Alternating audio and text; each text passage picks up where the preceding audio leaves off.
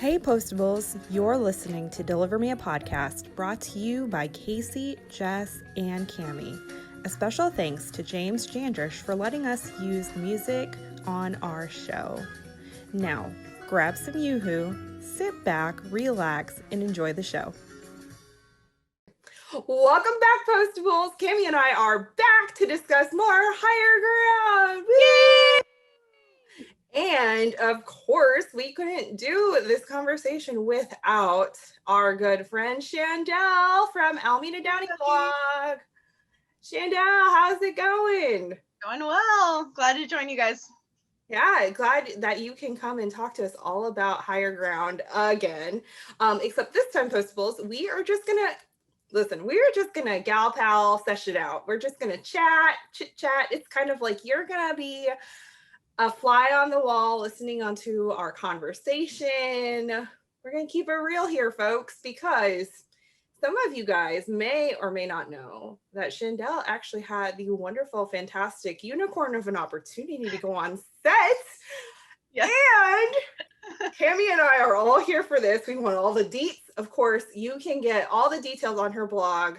Yes. I did my homework. I went on alamedadawningblog.weebly.com and like literally went and searched and was like, set. Okay, read. Okay. I did my homework. So this is very exciting. If you are not familiar with Chandel's blog, go find it, bookmark it, read through it. Maybe, I don't know if you have kids like I do, send them outside so that you can have a few hours to yourself so that you can read her blog. Hours, huh? Nice. I mean, but for real, there's rabbit hole is what people like to call it. So, rabbit hole. Rabbit hole, which is true. It is though. I link like a fiend in every blog post, so like it is a rabbit hole. It is, but you'll love what you find. It is. I mean, in her post, she does have those links, and you're just like reading, and you're like, oh, this is so good. Click, and how does this fit in with this last post? And then you'll read that and you'll be like, oh, more things I didn't even think about. Click. You just keep going and going and going. It's so apparently great. Kaycee's going down a rabbit hole right now. Right now. Chandel, how about you and I just keep chatting? Hey, I'm talking up her blog so people can go find that rabbit hole. It's free publicity. It is free publicity. Exactly. You're here for it. Keep going. Super fun. And yes, hours. I think a lot of people who discover your blog actually say they spend hours just rabbit holing. Yeah. Yeah. Because you started that in 2014, is that correct? 2015. Like the day before From Paris with Love aired. Okay. So I launched it the day before because I was like, I wanted to lead up to things like so that would have some relevance kind of right in the immediate aftermath. And so that's kind of where I launched at. And it's just kind of been going ever since. A little less frequently as of late, just because of how life goes and stuff like that. But there's like 600 plus posts for you guys there. So even if I'm not writing right this minute, there's plenty for you to go through. Lots to do. Yes. Lots to do, lots to read, lots to review. You'll go back and watch the movie again just to see if if tracks, the stuff that I'm saying on the blog tracks. So it all, it's hours of fun. Hours of fun. Family. 5 years worth. Yes. Yes, pretty much. From Paris with Love, Postables, if you have not listened to our episode or movie recap of From Paris with Love, Chandel joined us with that episode, so go back and listen to it. I know we've had quite a few new listeners, so hello friends. Thank you for listening, and make sure you go back and listen to those episodes with Chandel. Now that took two. Yes, that took two. Oh, yes, it did take two. We literally had spent like 4 hours that night talking about From Paris with Love. Pretty much. Yep. But tonight we talk about From Higher Ground. So let's start with the set visit. Cammie and I, when we found that out, we were like, how? When they said, sure, come on down. I was like, oh my, like. Might as well have been a nuclear bomb went off. It was unbelievable. I thought like this I did actually have this email that said that's a yes, right? Like that's a real thing. No, I did. It was real. So wait, you asked them or they Yeah. invited you? Well, so I had a relationship with some people on Martha's team that started kind of like in January of 2016. So I Okay. went in November of 16. And so that's kind of like when I first got my first touches kind of with those folks. A lot of the cast interviewed with me before a few of the movies. So I was starting to kind of like build a relationship at that point. And like one of the things that I'd figured out is that they'd actually been talking about potentially bringing me to set at some point. But then I just had the boldness to ask in an email. I said, I know you guys are going to be filming really soon. Is like there any way that I could come? And you know that spoils go to the bold. And so that's what, and so they said, you know what, we will look into this and we will kind of like let you know how the schedule tracks for filming, and we will find a day that works kind of best so you can kind of meet the most folks, and we will go from there. And so it was just kind of, it's probably in October, kind of in October this many years ago, about 4 years ago, that I was kind of waiting to see kind of how things would shake out as far as the day that would be picked and all of that kind of a thing. So I was like, this isn't really happening, but it did actually happen. And they got back to me, they're like, well, you have a choice of 2 days. Here's one day where Kristen will probably not be there, but then there's a day where she will be there and everybody will be in the DLO and we can go. And I was like, I will take that day, please, and thank you. And they were actually glad that I chose the second day, because if I had come the day before, it would have like spoiled some parts of the movie. So they were like, we're glad you came this day, because actually would have spoiled some things. And I was like, great, perfect. Well, you can tell us now what it would have spoiled, right? Yeah, so the day that I went, well, it's funny because this day fell in between what I would say were probably 2 pretty pivotal days. So I went on a Friday. The Thursday before, they were actually in the mailbox grill filming the scene where they suppose that Hattie has passed, like where Shane is on her computer with there's Ramon and Oliver and Rita and Norman and Shane, and they're all there. And it would have been, that's the part of the story where they're figuring out that maybe Hattie has passed. Okay. So that was that was it. That was the day. And then there were some other scenes where I don't think Kristen was there for, or there was something about she wasn't there at that particular time. So they were probably filming some stuff from the end of the movie maybe, or from some other part of the script. So where they found out that Hattie was probably dead, was that the day that you were that was the day before I went. That was okay, that was the day before you went. Okay. The day I went, they were in the DLO filming sort of that opening sequence where they were trying to figure out about the letter itself. The one where they figure out Norman has been arrested for penguins, for like trying to steal a penguin. Well, I was returning it. It was that whole, like that sequence in the DLO where they're talking about like the potato and what should we name it? And where, you know, that like first day sort of that they're working on the letter. So I spent the whole day there watching them film pieces of that sequence. Mm-hmm. And like being selectively removed from the room filming pieces. Like Mother just was like, let's just go like look around. And I was like, great, let's do that. This is a really picturesque place where this is like situated, where they actually are at or were at for this particular like DLO like set. We drove up to it and I didn't even know where we were going. I was just like, cool, like an industrial area, because the Britannia Mine Museum is right in that area as well. So like they're very close in proximity, and so I'm like seeing this thing over here and then I'm seeing this over here, and it's not until you get right on top of it that you even realize all the people that are working around and like doing sets and lighting and like all of the activity that a set requires. Right. Like, oh, we are here now, which is pretty cool. Yeah. So how long were you there for? Was it like a 8-hour day or? No. It was a whole day. It was a really long day. And the crazy thing about it is that it's 3:00 at all times. Like the way that they have the lighting set up is like, you think it's daytime all day. And then we walked outside and it was pitch black. And I was like, oh my gosh, it's late. Like 10:00. Yeah, they actually were very generous because they thought that I think they thought I would sleep in because I had flown just like the previous day from all the way from Ohio up to Vancouver, Columbia, like British Columbia. Right. And like I ended up meeting Martha and Zach and Gregory, like all in that first little like that first evening, like when I first got there. And you had dinner with them, right? Yes, I met both of them. Okay. Wow. Yeah. It was crazy. So Martha met me first, and we were at this hotel that I was staying at, and we were just kind of sitting, like getting to know each other a little bit. And she's like, "Yeah, we'll probably have some guests like come by a little later." And I was like, "Cool." Like I didn't know who she was thinking. And then I remember distinctly, like while we were having a chat, she's like, "Oh, there's somebody," and I look over and it's Gregory Harrison. I was like, "Whoa." You're real. I just stopped because I was like, he just kind of was like walking up really chill because I mean, they've known each other for like all these years and they're working together now. And here I am just like, this is the first person I'm going to meet. It was amazing. It was amazing.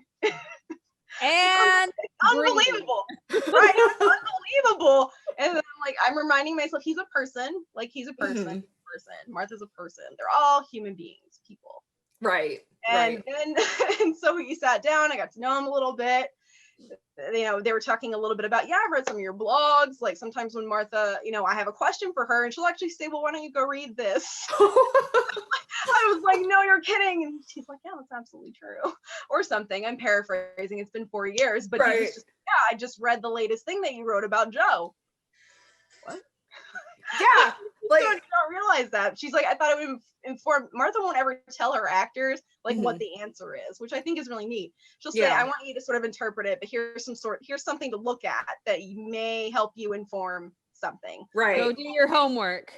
Yeah, it'll maybe make you help you make a decision about certain things, or you know, like have some more perspective on that situation, which is like incredible that that's even a thing. That even think to do that.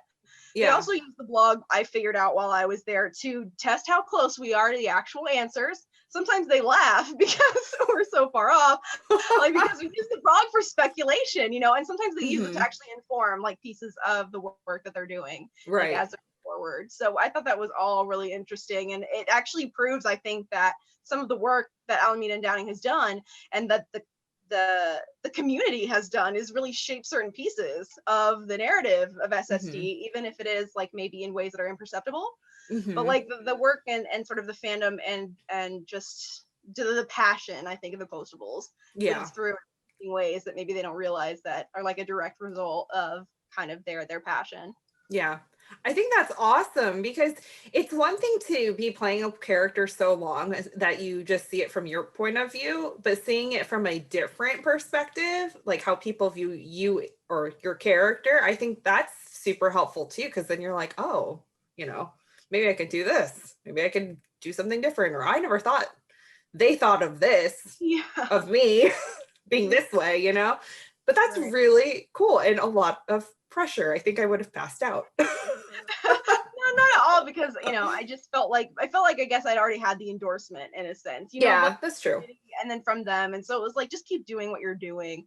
I don't ever think I ever felt a pressure to like do any certain sort of thing or way. I just kept going, just forward, and so that was kind of the best part. So that was really neat to hear that he was doing it. And then what I think I appreciated most is that the next person who walked in was Zach. And he actually said, he brought me a bottle of wine, believe it or not. I don't drink, but it was a really nice bottle of wine. And he actually said, this is from, or he introduced himself as Ramon Rodriguez's better looking cousin. That's how he introduced himself. Zach introduced himself as Ramon Rodriguez, better looking cousin. Only Zach would do such a thing. Fantastic. And like, it's so funny. I don't know. I think Jeff would say something like that. He might. Jeff would, Jeff was great. Jeff offered me a hug. He's like, do you want a hug? I was like, yes. Like, I'll take that. Thank you. Jeff. Yeah, he was great. Yeah, everybody was great. It was insane how great everybody was. Yeah. They like be in their space and just kind of observe them. Mm-hmm. And I honestly thought, and I think this is in the blog, is that I thought when I went on set that there was going to be like a note in the sides for that day, which in sides are sort of the pages they're working from in the script that day. Like, yeah, that blog girl's going to be there. So like, don't say anything to her. Don't speak to her. Don't, because I would, because taking it back to the blog, like, wouldn't that be the first thing? But everybody was super open with me. And I think they understood intuitively that I wasn't going to go back and like wreck the whole plot, Right. Like, Martha even let me read like the first couple pages of that script. So that opening sequence where they're kind of the Hurricane Katrina sort of setup page. Right. And which was really cool to be able to read from the script. Yeah. Set goal, which they definitely made sure I got to support, do some of. And if you don't know what set goals are, there was a blog post that I wrote probably after the first year, probably the first 6 months about, okay, if I went on set, these are like the 25 things that I would want to do. And actually it was funny because it was actually a priority for them. Like they had found this blog and actually had set some things up so that I could like check some of those off the list and actually do them, which was fantastic. That's awesome. Yeah, I got to sit in Oliver's chair. I got to count the money in the swear jar. Which is how much? Props. 111 US and Canadian dollars and some miscellaneous cents. I didn't get a chance to actually like count. Like I was kind of there with the bowl because it's hung up, it's suspended, and they couldn't pull it down. Otherwise, it would mess up like continuity and whatnot. So like I just was like looking at it from below, like through the glass, like trying to count some of the money. And I'm like, I'll just estimate about $100 here. It's an actual swear jar. They do use it. If you do say something on set, you do have to contribute. Did you witness that happen? Contributors that day that I will not name because I love them all so dearly. They've already thrown themselves under the bus. So. Well, in some regards they have, but like I won't go and like name who the person was. That I distinctly remember Martha saying, "I'm glad I did not have the headphones on for that one." So, it was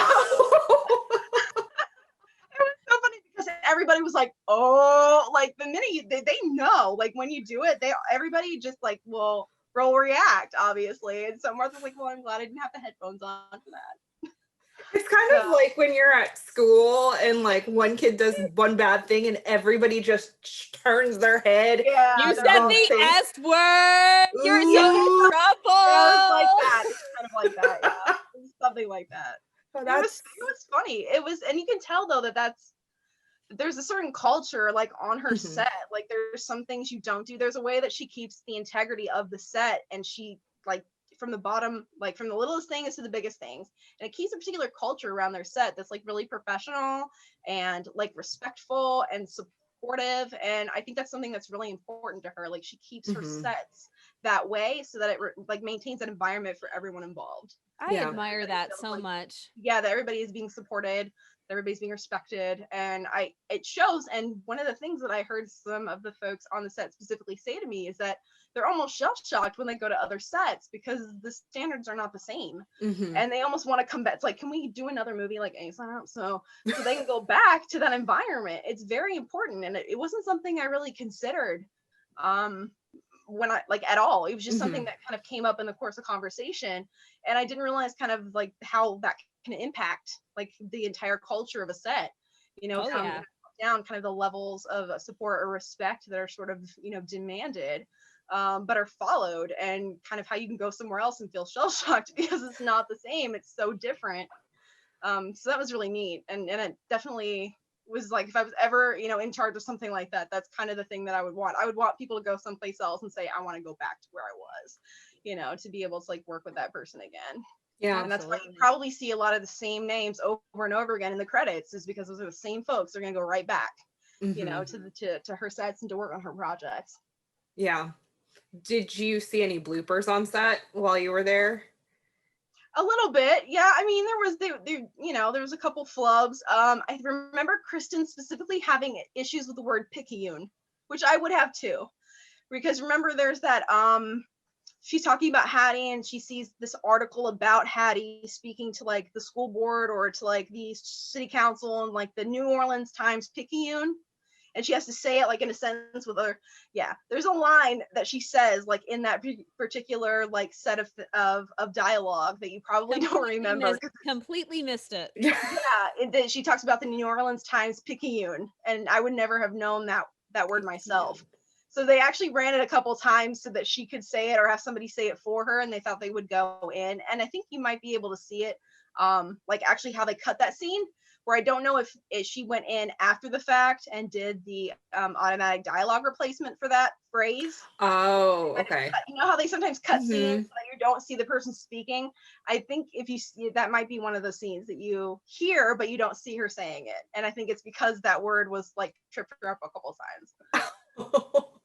I mean, picky. It's not a normal word. Like, what is it? I don't No. know what it means. I'd have to go like look it up in the dictionary to even Yeah. find out what the word was or like means. So Yeah. I'm not surprised, but like you do see them be humans. Like I think I remember like one time it was part of like longer. It was part of the, I guess, latter part of the day that I actually remember Eric and Jeff, and I think I heard Jeff say something about, I think I could probably do this scene without pants because he's behind the desk like the whole time, and then Eric's like, I should try this scene without a shirt, and nobody flinched. Like everybody had headphones on. I had headphones on because you can hear the dialogue and like how it, you know, fits into the scene. And like no one flinched, and it was just like I feel like this is like what happens at the end of longer days. Like they start to say funny things that no one like even reacts to.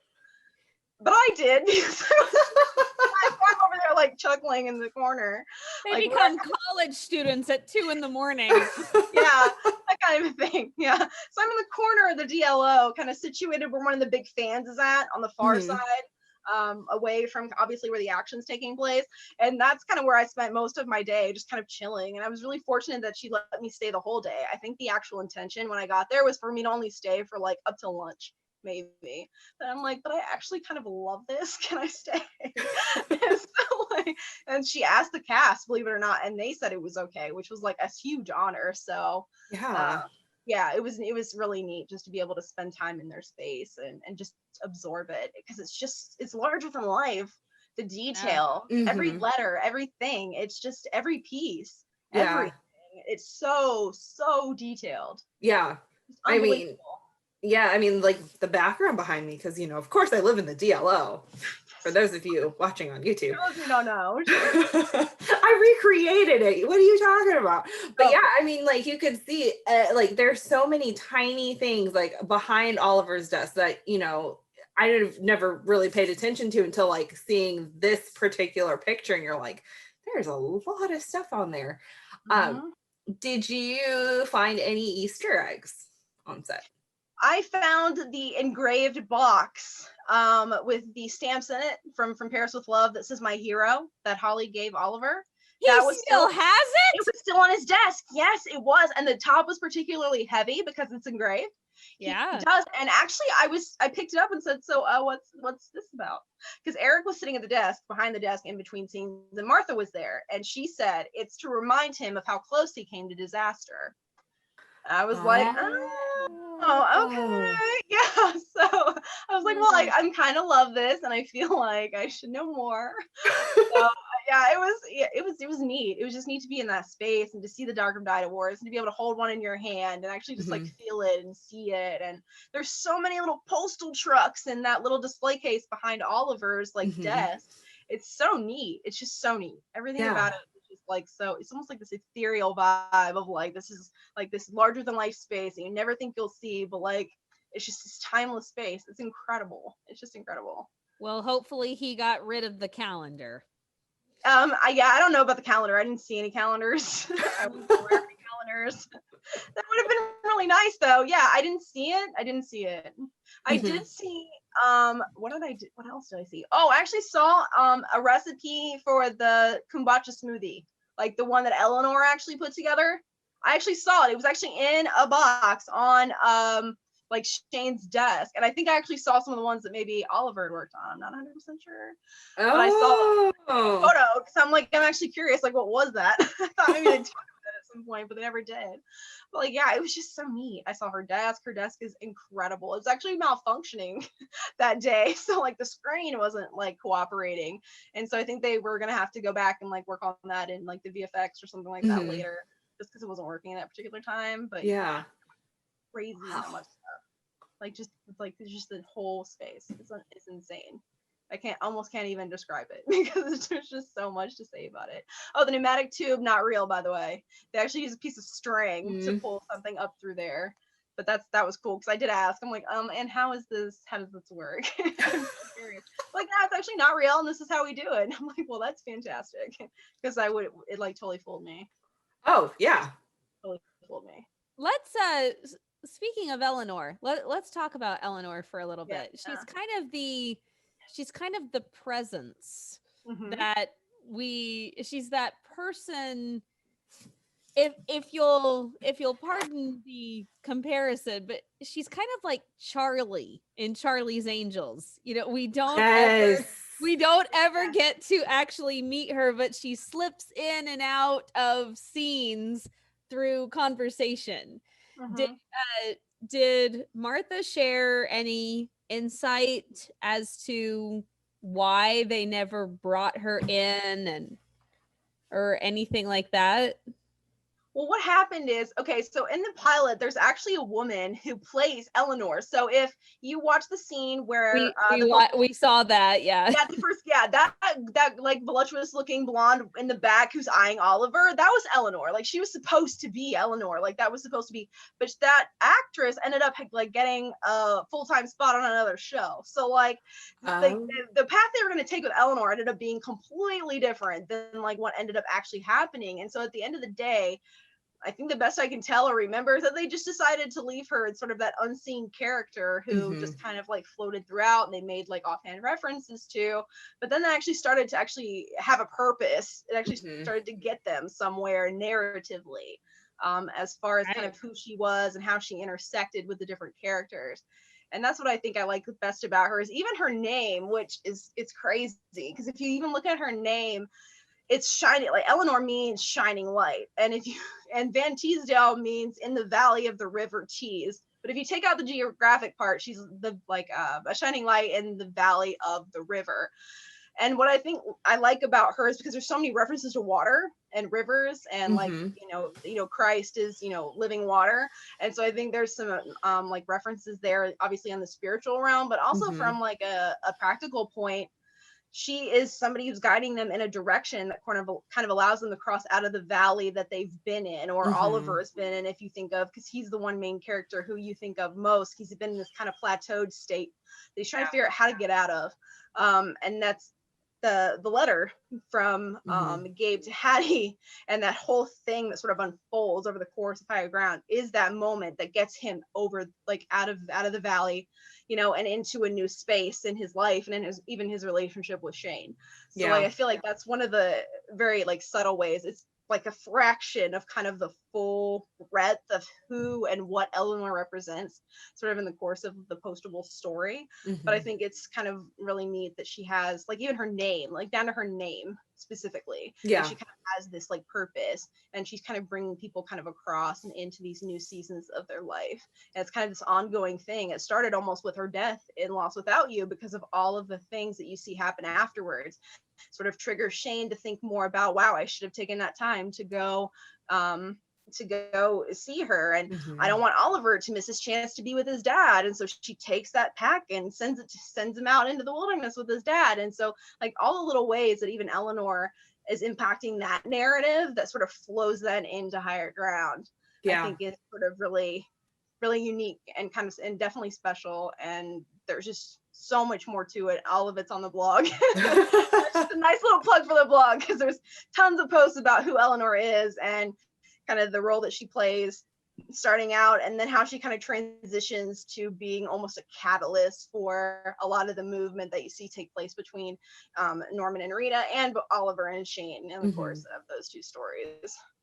Her influence really shakes things up in a lot of ways, and that's one of the reasons why I think it's cool that they didn't make her a physical person, because somebody who is unseen can have so much more of a grasp on a situation. Someone who is unseen can have a whole lot more influence, and can help shake things up to help people see things that they might not have otherwise seen. Whereas when you're having a conversation with somebody, it still does it, but in a very different way. So that was something that I thought was very cool, that because on a completely practical side, they didn't have to find an actress to pay, you know, they didn't have to pay somebody, they just reference her, yeah. But you know, that's the totally practical side. But on a much more philosophical level, she's kind of the person that pushed and tugged and moved them, you know, and kind of veered them, handed them passports, if you will, if you will. Yes. Yes. And I love the fact that she is that light for all of them, like her name. That's super like mind-blowing. And because everybody seems to go to her separately, you know. Everybody has a separate relationship. Because I know a lot of times with, you know, sometimes when you're at work, it's like a group of people go to this wise sage person together as a group, like mom, you know.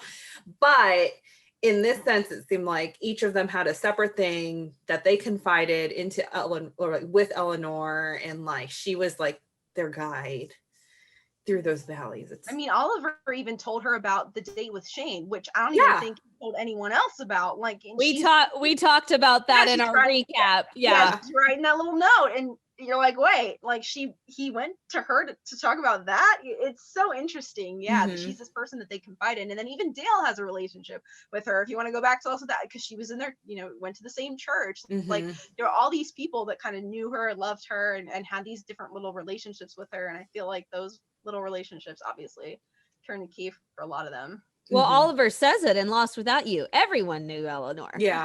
But then you find out they really did, and they really did relationships too, with the smoothies and everything. Like, it's just crazy, like how many little, you know, different things there were that all kind of connected back to her. And they brought her even more to the fore, which I thought was interesting, during this very specific transition to me to like more of a spiritual element in the show. Because to me, Lost Without You, Higher Ground have the most like spiritual implication you can draw right Bible straight Bible from. Oh yeah. And like, but then that's when they kind of chose to like bring her forward to sort of like I think emphasize some of these elements by being that unseen person, an unseen character. So yeah, I think that was really, really smart of them, whether they intended for that to be the case or not. But it just really flowed very well narratively to kind of keep things going, kind of keep her alive. And what I think is interesting is that actually that's Martha's mother, the person they actually do end up giving like the visual element to. The picture at the funeral, that's actually Martha's mom. Yeah, for the longest time I was kind of like, oh my goodness, is this person like an actor, or is she like passed? Because, you know, you're so moved and you're so, you know, into the scene of the funeral, and then like when it like clicked, I was like, oh, this is actually a person. But it's very fantastic kind of to know that is Martha's mom, you know, kind of like a tribute to her. Yes. So, confession, when I started watching SSD, I knew who Martha Williamson was because I had seen a couple of episodes of Touched by an Angel, but I did not know what she looked like. And so when I saw that picture at first, I thought it may have been Martha, because I didn't know how old she was. I didn't know what she looked like. And so I said, oh, I wonder if that's Martha. Well, they share features because they are related. So. Yeah, but then I saw Martha, like, no, that's not her. That's not Martha. No, that's not Martha. No, it's not Martha. So let's talk about some other fun things from Higher Ground that everybody loves to either gush or gripe about. And it's the kisses. Oh man, you're looking straight at me, aren't you? Okay, so let's talk first about the E-flat lounge kiss. The story behind that. Because there is, Postables, if you did not know, there is a story much deeper than the whole the callback to An Affair to Remember. There's actually a few other things that went into this scene. So you mind sharing a little bit about that? Yes, so there is actually a story. She is not wrong. The E-flat Lounge is, well, first of all, the E-flats was a, I think, a cappella or singing group that Martha was a part of at Williamson College, which is located in Massachusetts. That's where she went to school, and that was the singing group she was a part of. So that was kind of a nod to them, that she did that. So that's one thing. But about the scene itself, so that whole date was actually supposed to take place a little differently. They, they were actually supposed to have the whole thing about them walking, which I think you kind of can get a feel for this because of how this scene is cut. But they were actually supposed to take the Jag, Oliver's Jag, to this date.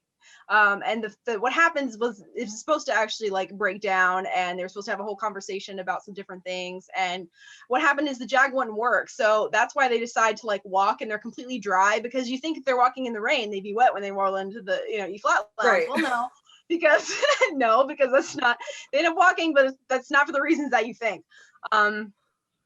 So they end up having to like rewrite some of how this scene and the script and things were supposed to go. And I remember Martha telling me that her and Kristen sat down like in the place where they were going to do the lounge to like rewrite the scene and like write everything out like it was supposed to be, or like it like would fit better with the situation that actually happened.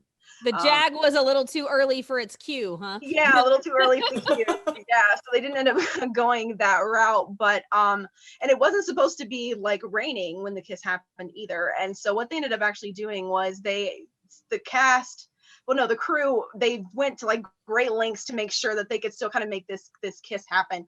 And so they put up these like huge things. It was the very last night of filming, and they're trying to make all these adjustments to like what they actually thought was supposed to be and what they ended up making it. And so that they actually constructed like an overhang so that they actually wouldn't get wet because it was pouring down rain. So they couldn't like, really get the things they were trying to get, and the things they were trying to get they had to make different. And so they actually ended up like constructing that with a lot of love to make sure that they could still execute the vision that Martha had for sort of the date and the scene and everything that was going to go on, even if it had to be completely like recapped and made different. So that was really neat. It's a really neat story. Then like the more details about that are also on the blog, called like the rain date, how they actually made it happen, because it was supposed to be completely different. That was one of the neat stories that I got to kind of hear about how they ended up making. Was it supposed to be on the stairs still? I think it was supposed to be like in a park or something on stairs. Oh, it's supposed to be somewhere else. I think I'd have to go back and actually read my own article to find out. But like it's late, you guys. It's been like so long. But it was supposed to be a little bit different, but it was all sort of happen. It was all supposed to sort of happen, but it happened out of order, essentially, is kind of what the thing is, kind of the thing. Yeah, gotcha. Yes, the kiss that we like to gush or gripe about because we didn't get to see them kiss. Hey, you're not the only one, Cammie. There's like a lot of people that I see in the Postables group that they're like, I wanted to see that first kiss. Yeah, she's not wrong. Both. I gripe and gush about it. Yeah. And then the other thing too is the story about the final scene, because I know, first of all, I know that you put on your blog that they had a kind of a nickname for you, like Scoops, trying to. Oh, that's something actually. Scoops was actually a nickname that like they had for me. They had for me like on the blog. So that was a nickname because of all of the work that I had done to sort of do like all the behind the scenes stuff. They called me Scoops. So they didn't actually call me Scoops on set, but what happened was during one of their like off times where they were sort of in between scenes, I was kind of wandering around because what else am I gonna do? But if really, they're not gonna stop you, I mean, you might as well go check out what's going on. Embrace and explore the space. And in between scenes, Kristen and Eric were preparing an additional scene, like another scene. It was for the following day. And when I went to, and I'll tell you why in a minute, but I was walking out near Eric's the desk, Oliver's desk, and I happened to see some sides, again, pages from a script that were just kind of hanging out. Well, I'm walking towards them. And from behind me, I hear Kristen say, "Eric, your sides." You need to get your sides, because I was about to pick up what was going to be the scene for the next day. And the scene for the next day was that final sequence where, Shane and Oliver kind of reuniting and having that moment. So she was just saving me from being spoiled, but also like, the cat from being out of the bag kind of a thing. So I appreciated it. I like that she kind of knew that, like, that she knew that I was somebody who like who would like want that kind of information, but like kind of protected me from it in a sense, but like also made sure that Eric knew that his stuff was just lying around. Yeah. I want to know how you found out about the scene that was about to get spoiled. Oh gosh, how did I figure that out? Yeah, because obviously you didn't know. So. No, you know what? I think Martha told me later about that. Okay. I think I put 2 and 2 together, because what they were talking about, because they were trying to make decisions about the following day and like what they would be doing, and they kept going off, like Kristen and Eric kept going off into like little places to like study for the following day. And so I think it was because I actually went, so after Higher Ground got filmed, this is like the second time that like, but Martha actually invited me to come out to California the first time, like to see that movie, to like see it after it was finished. Wow. And some other folks, and like there was kind of an event going on like some other part of that weekend. But anyway, so we watched it together, and I think that's what she ended up telling me, is that like that's what it was. Like that's the scene that was being filmed. Okay. That other day. Yeah. Because I was about to say, wait a minute, if it didn't get spoiled, how did you know then now what you were doing then? No, I figured out later, because there was a lot of these stories that I shared on A&D. I think that ended up being like more like retrospective of being things that I could finally kind of talk a little bit more about, because the movie was out and all that kind of a thing. Because there was another thing about, she asked me like, which way does Holly turn in the chair and From Paris with Love? That was something, and I couldn't talk about that beforehand, but the answer is clockwise. It's always clockwise, because that means they have to turn around for longer. They get more screen time. So that's how you can remember that little fun fact if you ever do that for your friends.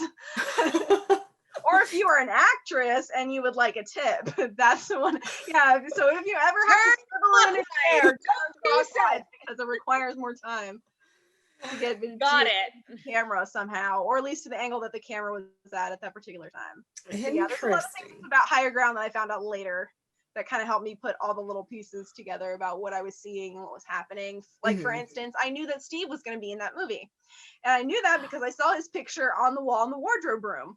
But what I didn't end up catching was that he was in the movie. Like, so I saw it, but I didn't see it. And so it wasn't until after the movie I was like, oh my gosh, it's Steve, like Steve. And it all made sense about why I had seen his picture. I just thought, oh, well, they must have all of their casts, like, put out for wardrobe, like at all times, because everyone's important. No. I mean, it seemed that important. No, I'm just kidding. Well, he is kind of say anything about it. Like, what do you think I saw this for, you guys? Like, something I saw, I didn't even think to ask questions. I just saw it. I saw his name in the script thing, and I was like, oh, okay. Oh. I just didn't even see it. I was just so like in awe that I was holding a script in my hand. Yeah.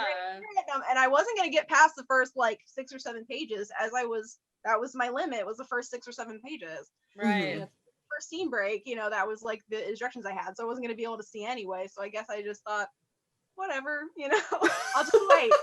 I'll just wait. Because I can't ask anybody. No one's going to answer me. So he's like the big of that movie, and that's why Kristen wasn't with them a lot of the time when they were filming that movie, because she was in other places filming other sequences. So I mean, it makes total sense. Yeah, it makes total sense. Yeah. I mean, looking back. So odd question. Are they, the cast, are they taller or shorter than you expect them to be? That's always a fun thing we like to ask. I know on the podcast, the 9 of us are always like, wait, how tall are you? Like, I thought Anne, one of our podcasts, I thought she was like 5'6". She's 5'2". And I'm like, you're shorter than me? What?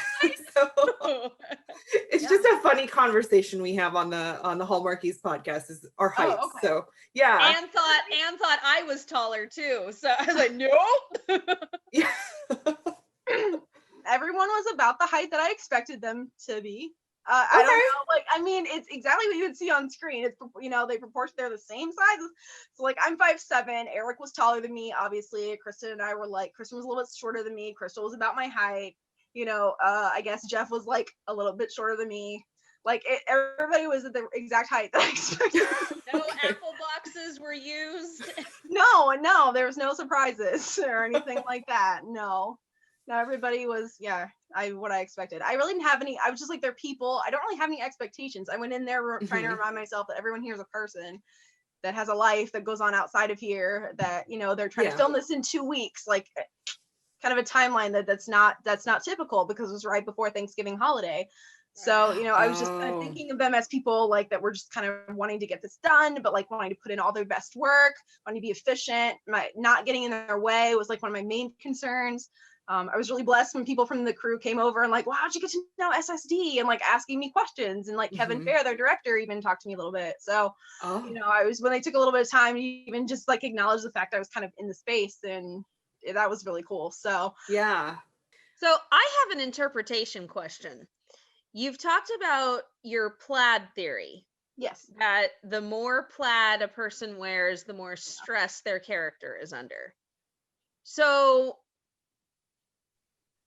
Dad, Papa was he was wearing plaid this entire movie. Because I looked for it. And he's probably the least stressed person on the film. And, you know, of course there are moments when Oliver has his plaid suit on, and so obviously Oliver is going through a whole lot of stress. But yeah, Joe's got plaid the entire movie, even when things are perfectly fine, and in the beginning when he's dating Kate and things are hunky-dory. Do you have a theory on that?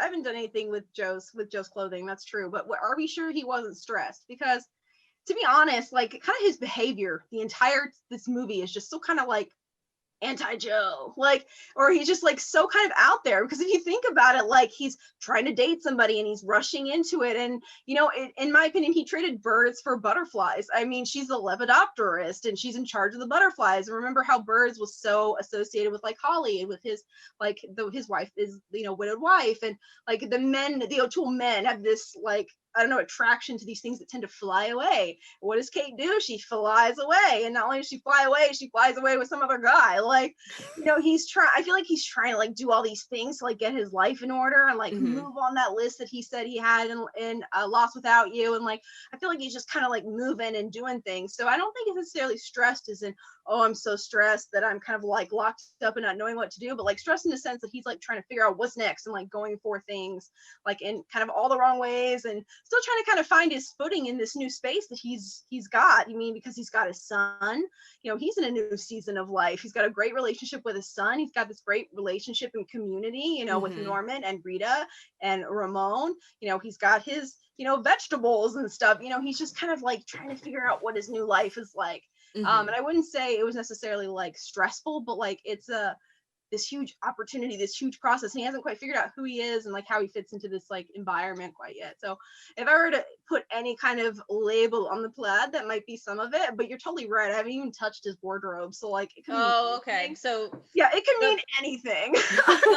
so the plaid theory is for the four of them, the four I feel like a lot of the color and wardrobe stuff, because it has such like a long standing vision. I feel like it really does set mostly with those main four, because that's what I've sat with, but it would be something to look into, honestly, with everyone else, because I don't really have a solid interpretation, because he does like seem to wear plaid like 100% of the time, like he doesn't, and he's the most laid back character on there. He's the most laid back, but I almost feel like for a sense I don't know if he even was laid back, because if you read some of the stuff that I put out right after he sort of came into the picture, he's in a very dark place, actually.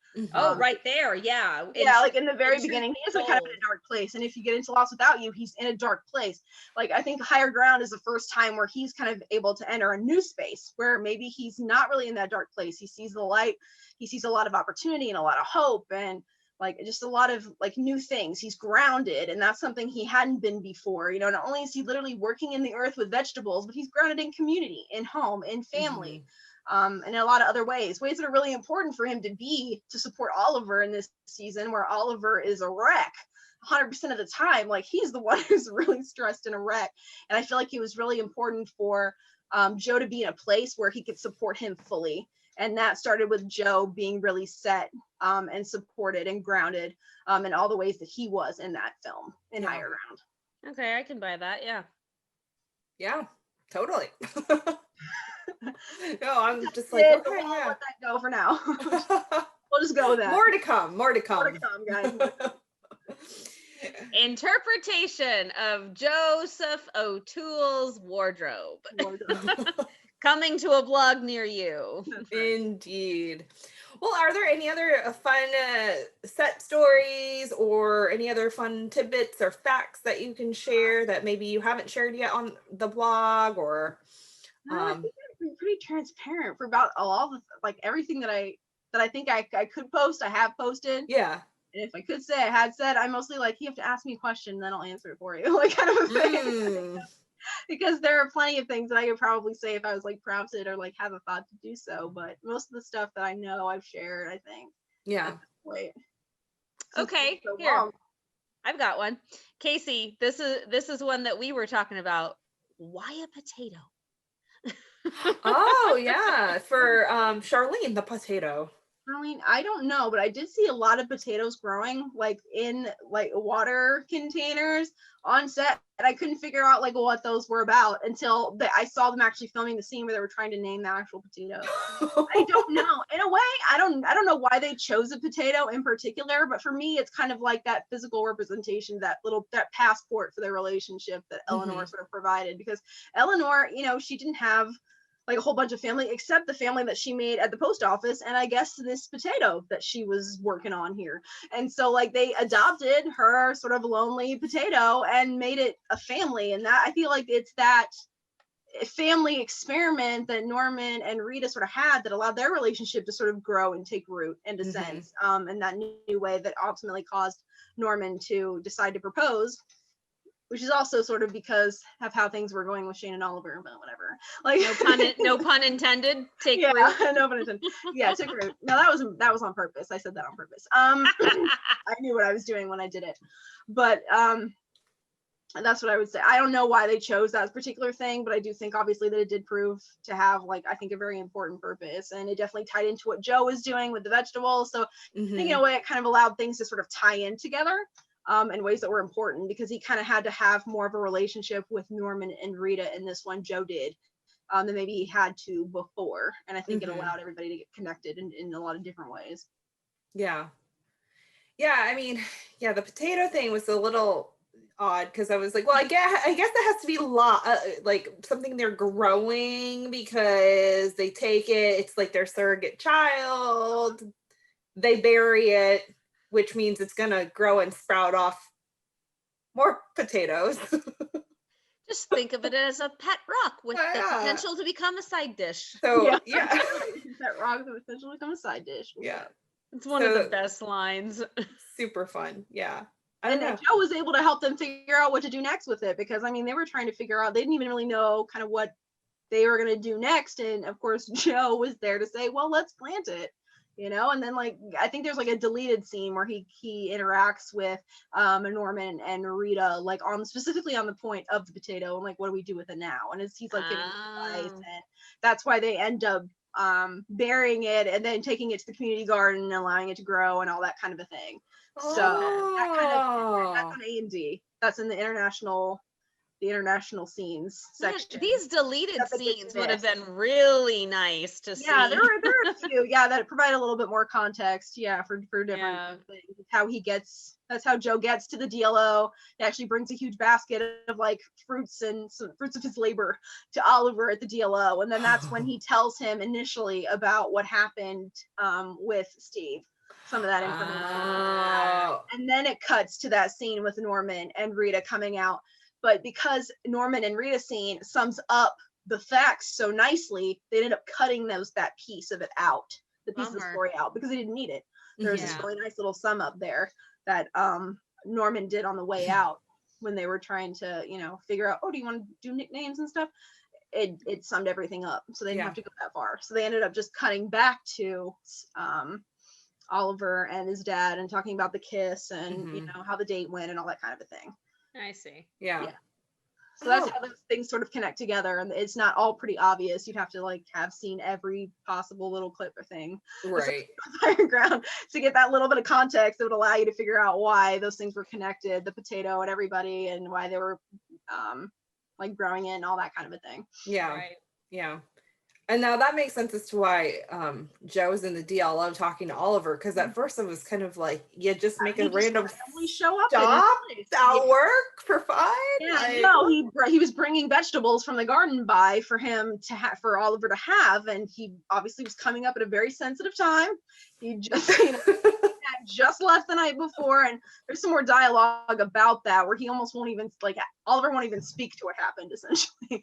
And so I think it's a very tight window of like information and space, but it's definitely worth going to see, because it provides a little more context about Oliver's immediate sort of reaction and feeling about how things went down. Yeah. Post Steve dropping into space. Yeah. Super fun. Huh. All righty. Well, Kimmy, do you have any other questions before we wrap it up for the night? Let's wrap it. Let's wrap. This has been super fun. And we'll sign, seal, deliver it. Boom. Alrighty, Postables. Well, thanks for joining us on our discussion about Chandel's trip to the DLO and all these fun little tidbits and all these burning questions that Kimmy and I've had since watching Higher Ground. Where can people find your blog? I know I shouted it out in the beginning, but feel free to shout out your Twitter handle and your blog so people can find you. At Alameda Downing on Twitter and alamedadawningblog.weebly.com on the internets. Awesome. So check it out. Make sure you have time to rabbit hole down the blog, because lots of good things, lots of fun things. And when the new movie comes out, because, well, you know what, we still have that hope and trust the timing. Hashtag trust the timing. I'm sure Chandel will be back with more fun things. Absolutely. To scoop about. Absolutely. Alrighty. Bye, you guys. Bye, everybody. Bye. Thanks for listening to this week's episode of Deliver Me a Podcast. If you want to know what's going to happen next week, be sure you are following us on Twitter at Deliver Me a Pod and on Instagram at Deliver Me a Podcast. We also have a merch store where you can buy tons of Postables things for you and your friends. We'll see you next week.